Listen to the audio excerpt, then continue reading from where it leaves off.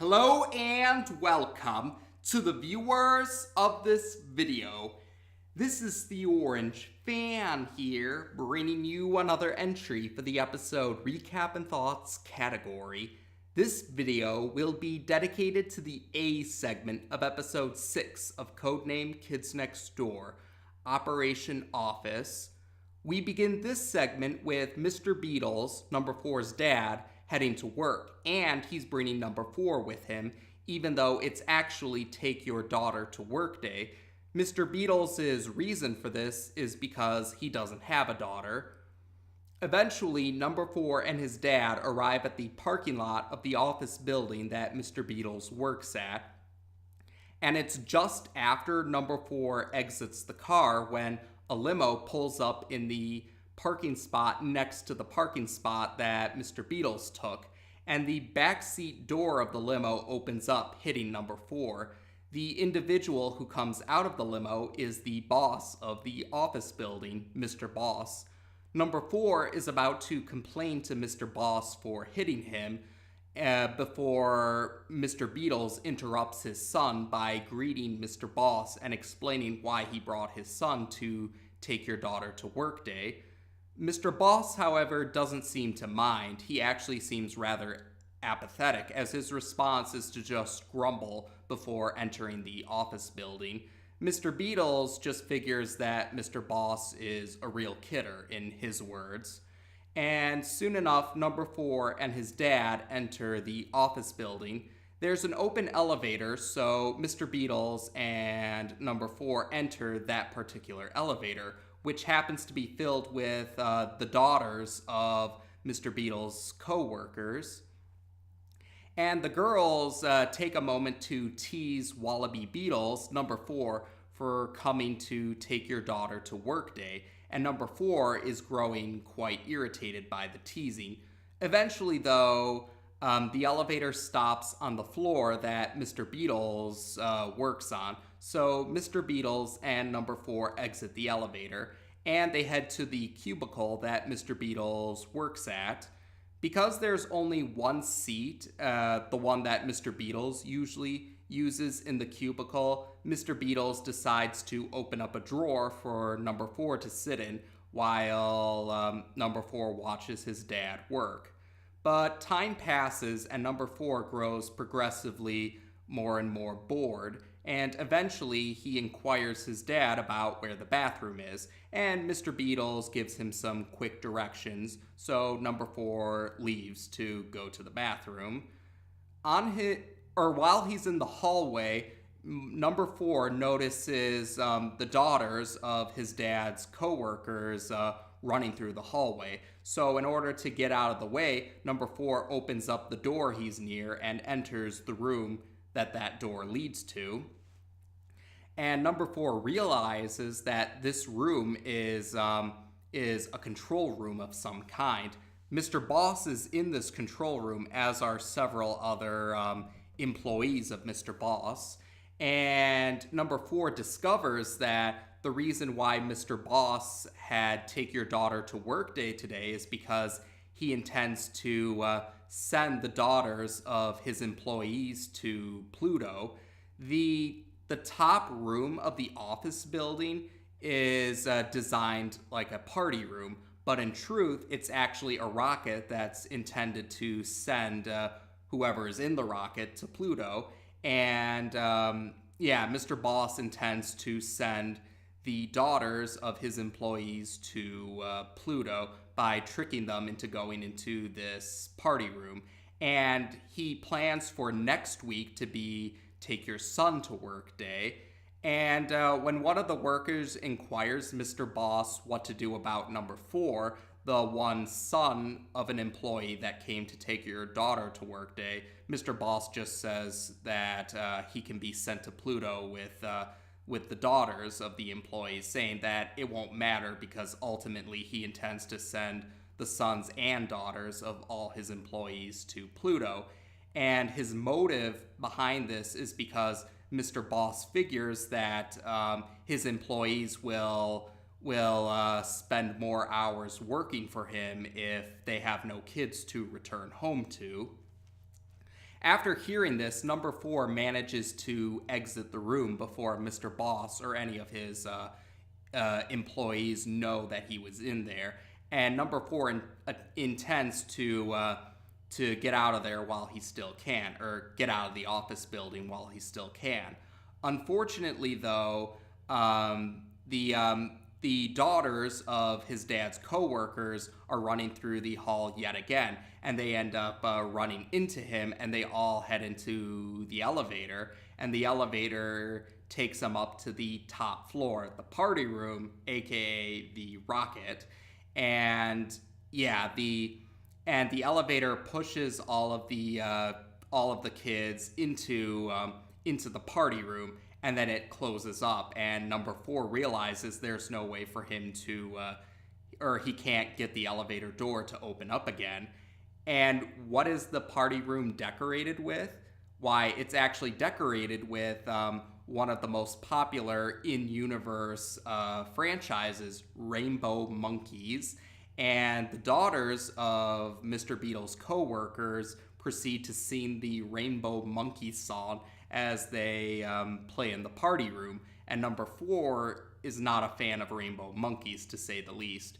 So number 4 continues to try and find a way to escape the rocket, but he has no luck. And eventually, in his frustration, number 4 kicks a particularly large rainbow monkey. But when he kicks the large rainbow monkey, it's revealed that there's actually a vent in the floor. And number 4 realizes that the vent is big enough for him to fit through, so he can actually escape. But before he has the chance to escape, he's greeted by a familiar face, number 3. And number 4 is surprised. He questions why number 3 is here. And number 3 reveals that her mom actually works for accounting. Yeah, number 3's mom works in the accounting field within the office building. But that's about all she is able to say before number 4 tells her to tell him later, because they have to get out of there before the rocket launches. And number 3, though, is adamant about saving the other kids of the employees. And even though number 4 number 4 keeps insisting that they need to leave, but number 3 is insistent that they save every one of the kids in the party room / rocket. So number 4 tries to tell the other kids in the party room that they need to get into the vent, or else they'll all get sent to Pluto. But the kids don't really pay him any attention. But number 3 is still insistent that they save them somehow. And number 4, though, eventually figures out a way to get their attention.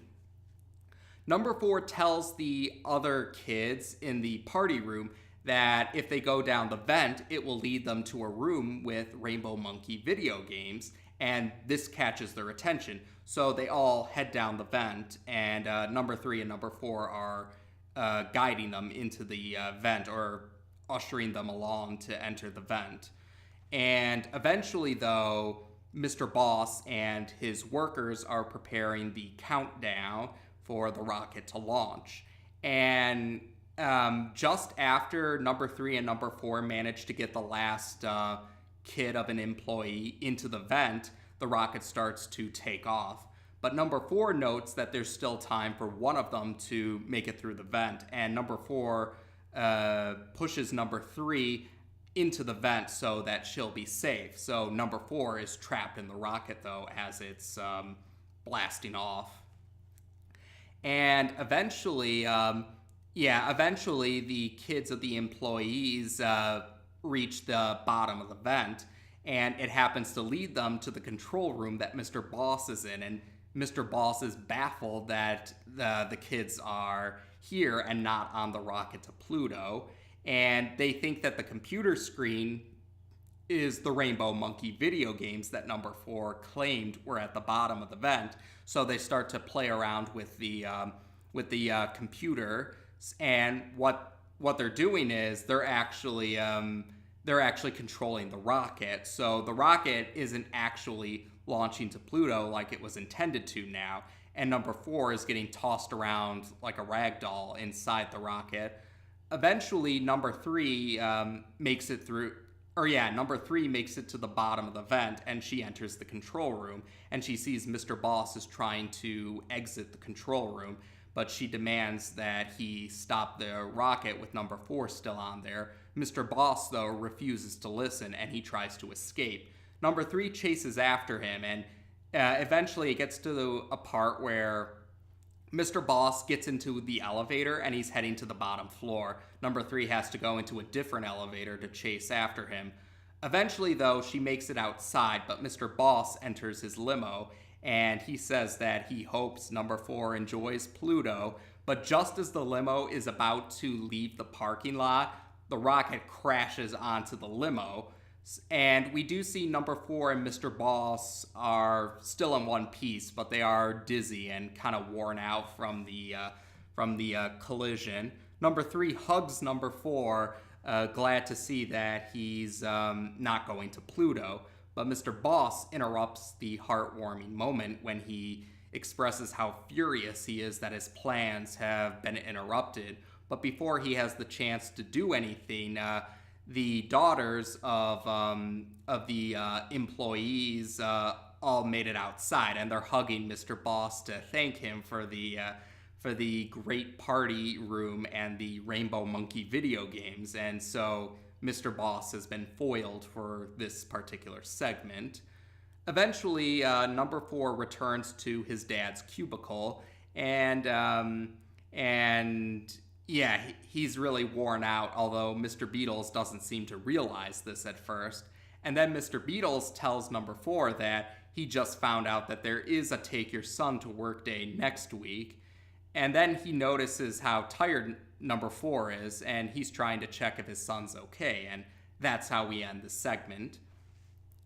So this segment stands out in particular because for, I guess you could say, 3 reasons. The first reason is this is the first purely Codename Kids Next Door segment that doesn't feature all of the Sector V operatives in the segment. And I say purely Codename Kids Next Door segment because if you really want to count it, the Kenny and the Chimp pilot, which was the B segment for episode 1, didn't feature any of the Sector V operatives. But because that was a pilot for a different series, that's why I guess you could argue this is the first segment purely for Codename Kids Next Door. So again, this is more like an argument over semantics, but if you want to go strictly Codename Kids Next Door exclusive segments, then this is the first one that doesn't feature all 5 of the Sector V operatives.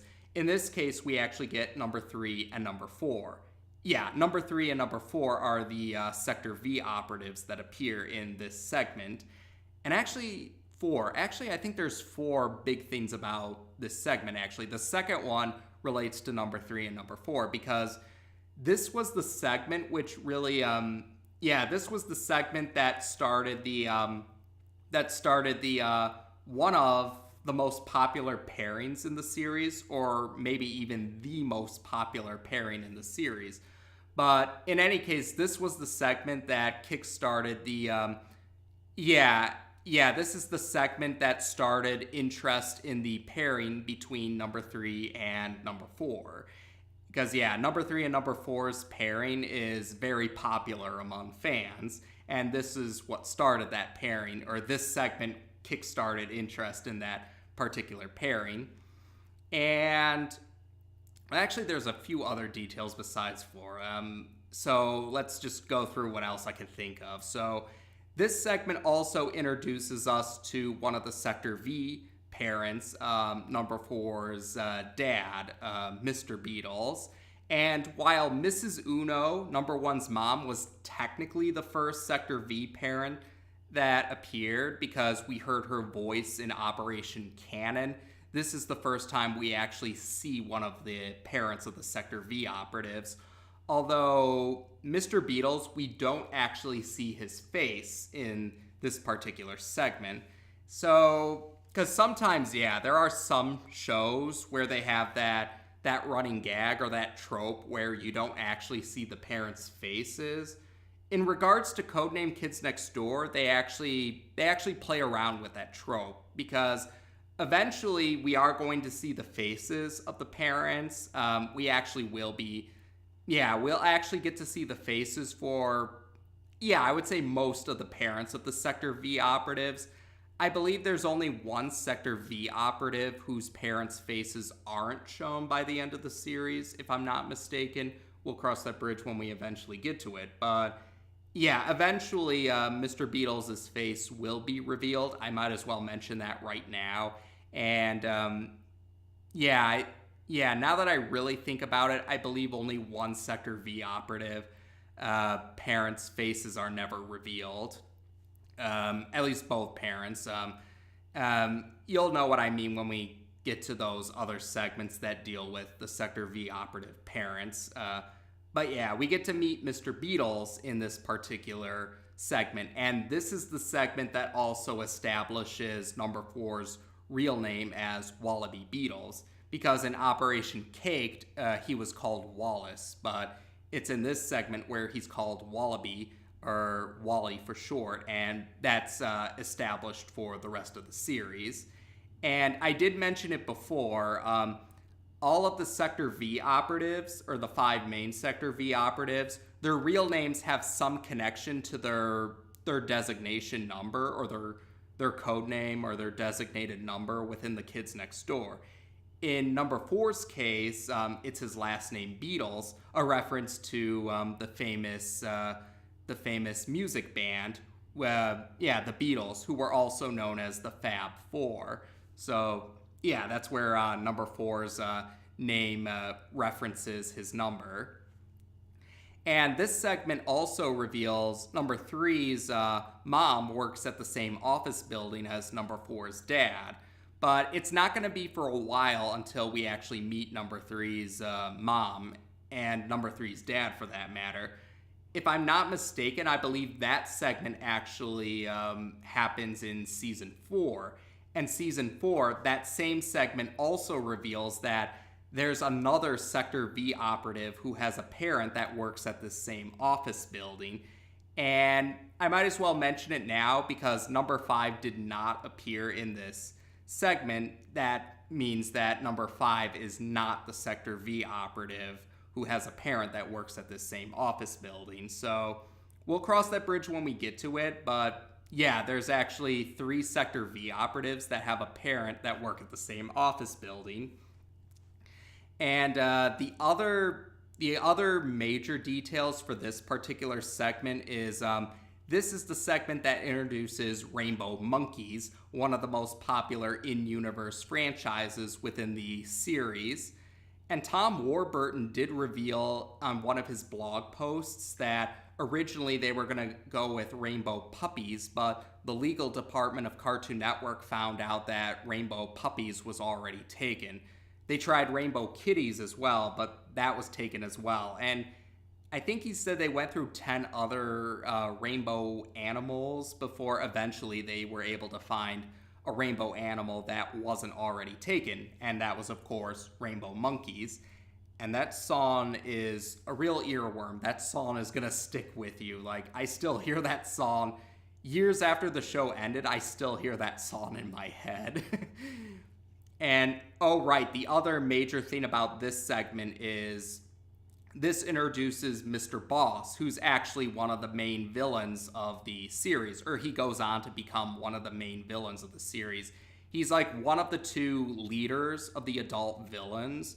And yeah, he has the least personal connection to the main characters, but he still goes on to be one of the main villains.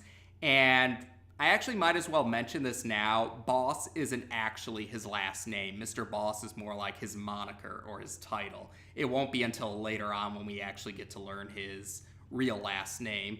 And Tom Warburton also revealed that Ed Asner originally recorded for Mr. Boss's lines, but eventually the role went to Jeff Bennett.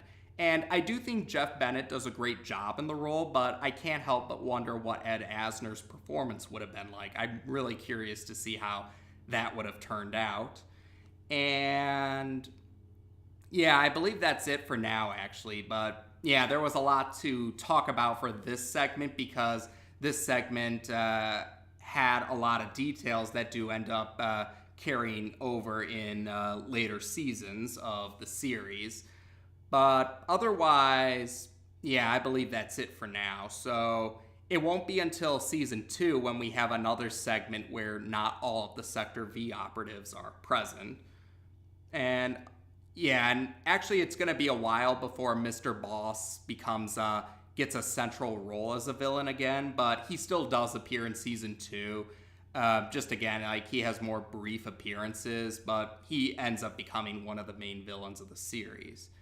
But yep, I think that's it for now. So as of this video, we've now discussed the A segment of episode 6 of Codename Kids Next Door on this channel. Take care, and until next time.